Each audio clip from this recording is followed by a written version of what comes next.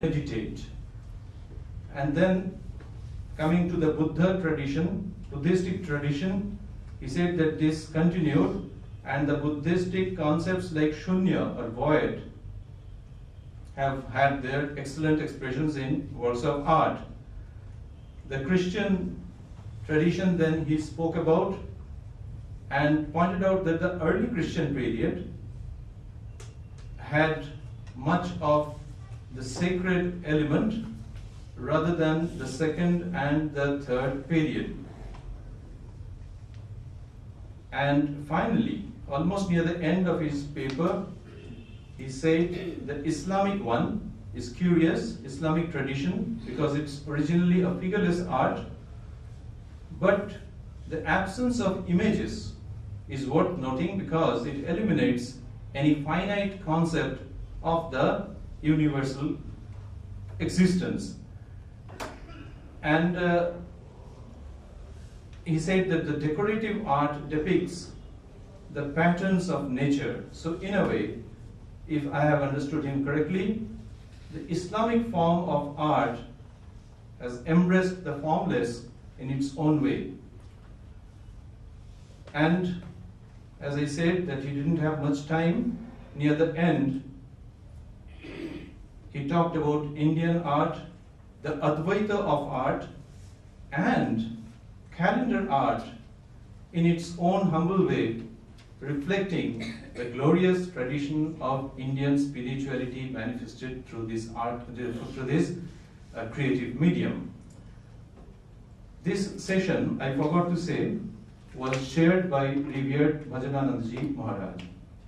The second session was coordinated by Professor Satyajit Chaudhary and opened up with the presentation of Professor Ratan Parimu, who talked about the paintings of Uttaradhyayana Sutra on giving pictorial form to Mahavira's teachings. And there, through many slides, he dealt in detail on these sutras, and he said that the paintings of these particular sutras, I mean the Uttaradhyayana Sutra, in contrast to the Kalpa Sutra, they are based on Mahavira's ethical teachings. And the slides that we saw could be categorized in some 5-6 major areas like monastic principles, the difficulties and challenges, the alertness, and also the differences of this school with Hinduism. The second and the last speaker in that session, Dr. Sohini Thor, talked about, the title was Bridging the Soul, the Spiritual Impulse in Indian Painting, where she pointed out that every artistic expression, either visual, audio, or literary, often aspires for a kind of immortality, because any mode of creativity as a whole is the physical and visual rendition of the innermost feelings and the various layers of spiritual sensibilities experienced by human beings. And she took up 2 milestones, distanced through 100 years, 1,000 years, 100 years, 1905, Bharat Mata by Avanindranath, and 2005, Taib Mehta, Mahishasura Mardini. And brilliantly, she concluded that the common point is spirituality. And these two became famous. And there, she talked about some landmarks, few of which are Swamiji's influences on Avanindranath, and then the different artists, Ravindranath, Avanindranath, then the Bindu series of S.H. Raza, uniqueness of Ravindranath's painting, those paintings of Swaminathan, and she pointed out that Indian tradition is necessarily spirituality, which talks loud and clear about the wholeness of existence, which is necessarily transcendental. And she said, Gaitonde, she talked about, and the tantric influence on people like Panikkar, she talked about, and she also established a one-to-one correspondence in the form of Sat Chit Ananda being reflected as reality, awareness, and freedom. She took the name of Akbar Padamsi and Ram Kumar and concluded by saying, the search is to seek the unique awakening of the soul, which is perhaps synonymous to spirituality. In the very last session, chaired by Professor Jogen Chaudhary, we had Dr. Swati Bhattacharya talking on the topic In Search of the Sacred Dance, a reading of E.B. Havel and Stella Cranbridge's view on spiritual in Indian art.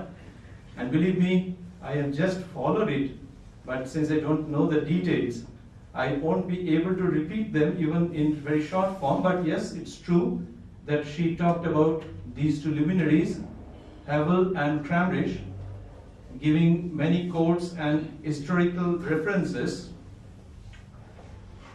and talking about Havel explaining the relation between architecture and spirituality, and Cranbridge having a profound tantric influence on her life, and both of them talking about the sacred part, which the author has termed the dance of Shiva, or the sacred dance. And she has in detail presented a comparison of these two luminaries with particular reference to Elephanta. And finally, after that we had Swami Vishwamayanandaji speaking on God realization through art. And he talked about 6 things. We will go by that very quickly. What is God realization? Art as a path to God realization. Art in the words of God realized souls such as Sri Ramakrishna and Swami Vivekananda. Fourthly, Indian art, its origin and spirituality. 5, achieving purification of mind by means of art. 6, iconography and spiritual practice. All these things he said, and 1 or 2 points if I am to pick up for this short summing up. He said that the artist's work is a yoga, which, as the Shastras identify, is nothing but karmasu kaushalam.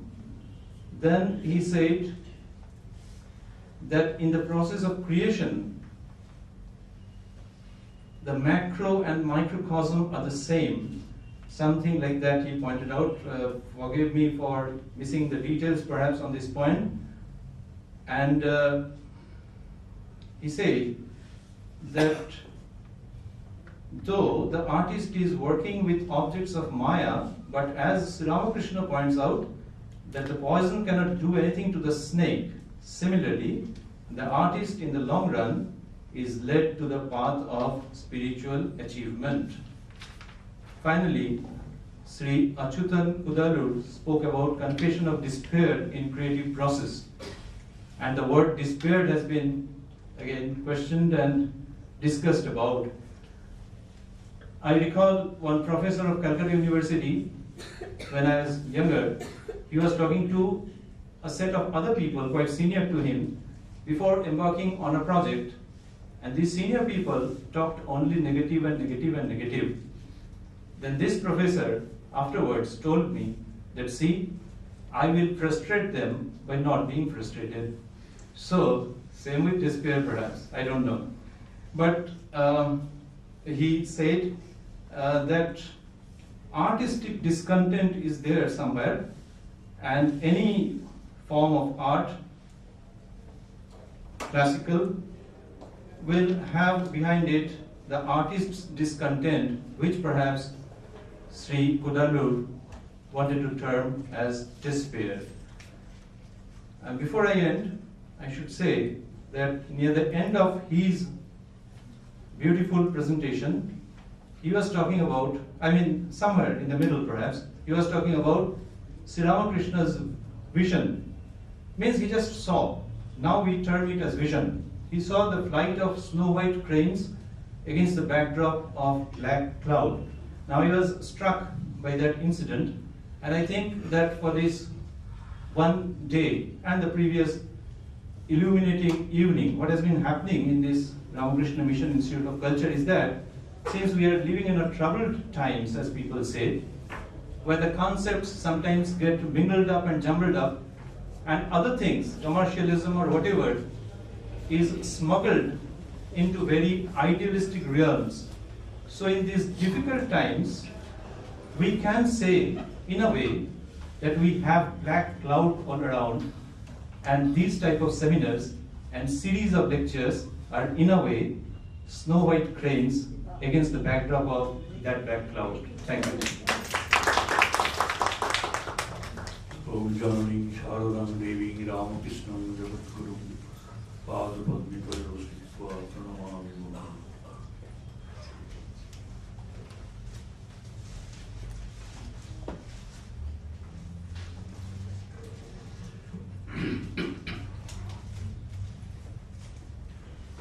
First of all, I express my gratitude, love and pranams to each and everyone present here for giving us an opportunity to have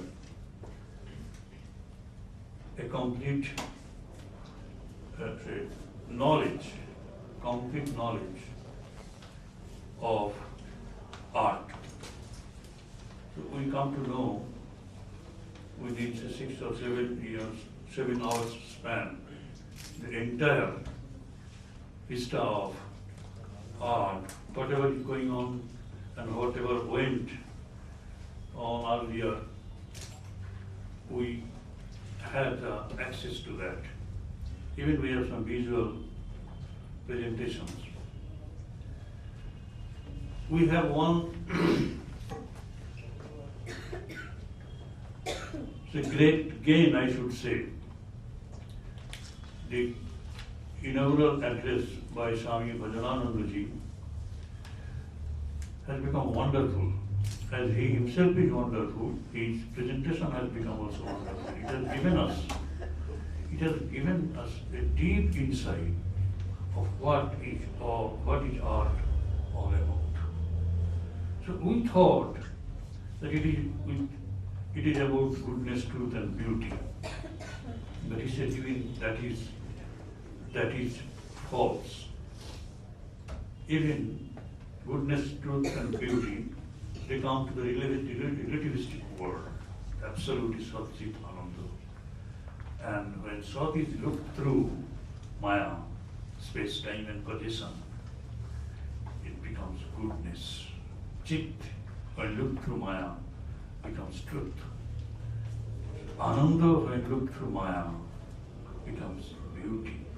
And goodness gives us ethics, social life, morality, peace and that.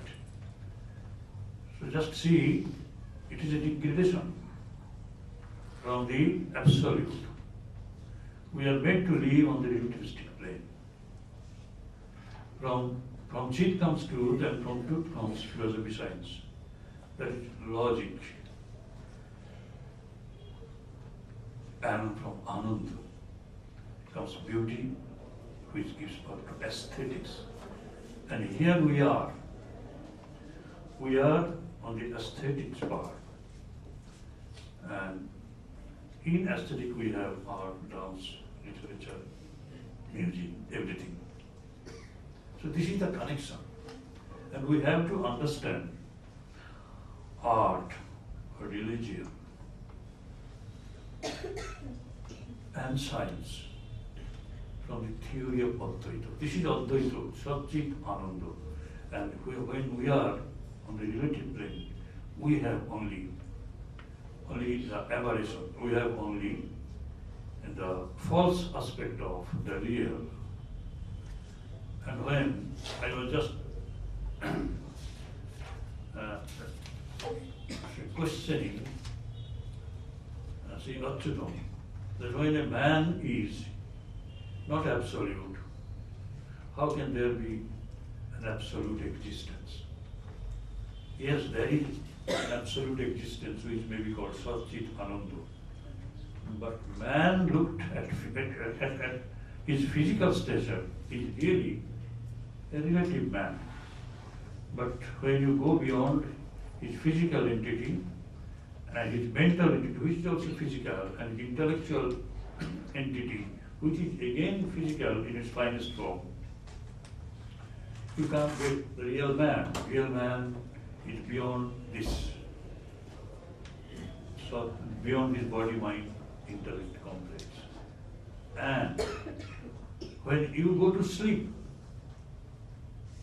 you transgress your physicality completely. You are in the realm of absolute.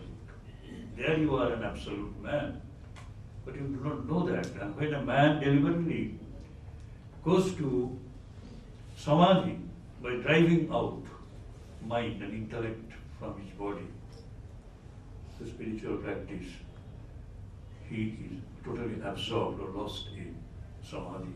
That is the state of absolutism. Man becomes absolute also, and hence, by searching this absolute man, absolute existence also is a reality. This is a really wonderful explanation of the aesthetics in which comes art. We are very much thankful and very much indebted to Swami Bhajananandaji for this beautiful exposition of a very beautiful idea, beautiful thought on art. And if all of us here present, we have some aspect of his deliberations in us, sincerely in us, if we can imbibe this sincerely in us, we will be enriched, we will benefit a lot. And last of all, I make some, observation. Many of our speakers, they became confused with the term spirituality and spiritualism, spirituality and religion. So for religion, we don't say religion. Religion is dharma, like padartha dharma, the properties of matter, the properties of man. But it is spirituality. Spirituality means referring to the spirit. So we have a spirit, not a body alone, not mind alone, not an intellect alone.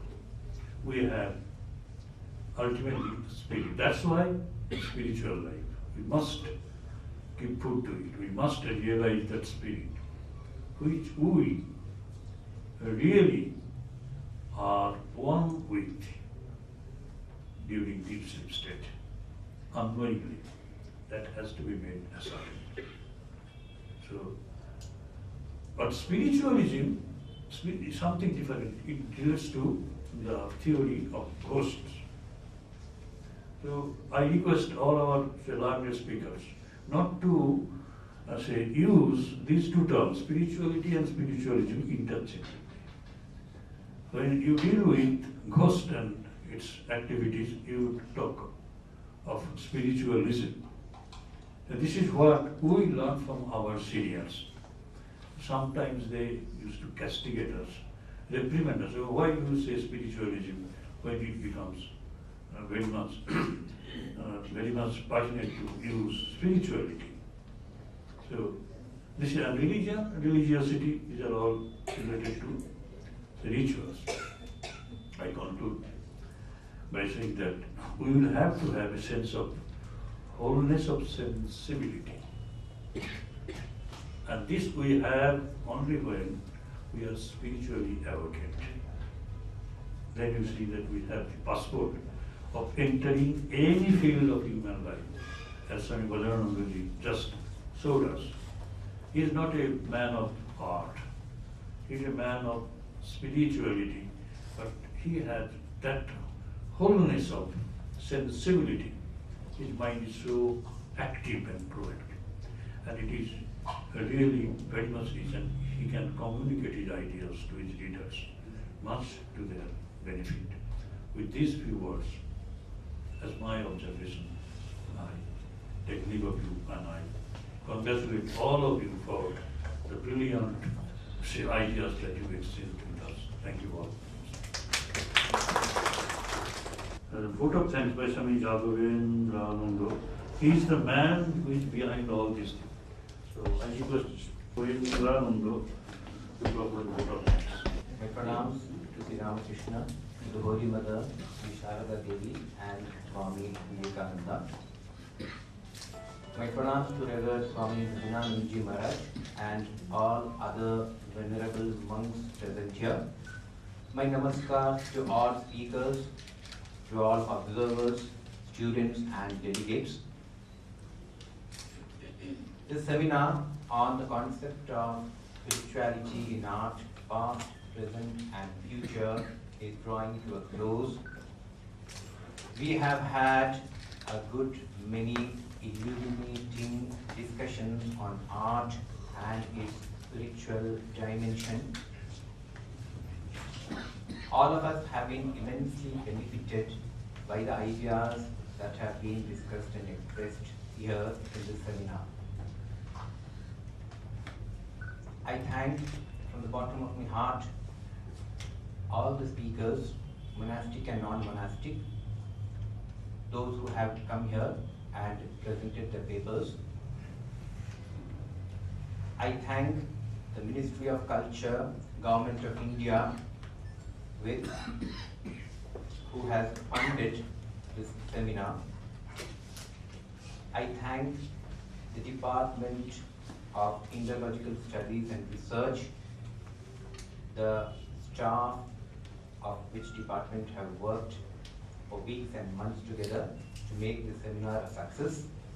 I thank our maintenance department, the stamp of whose labor we find in every aspect of the seminar.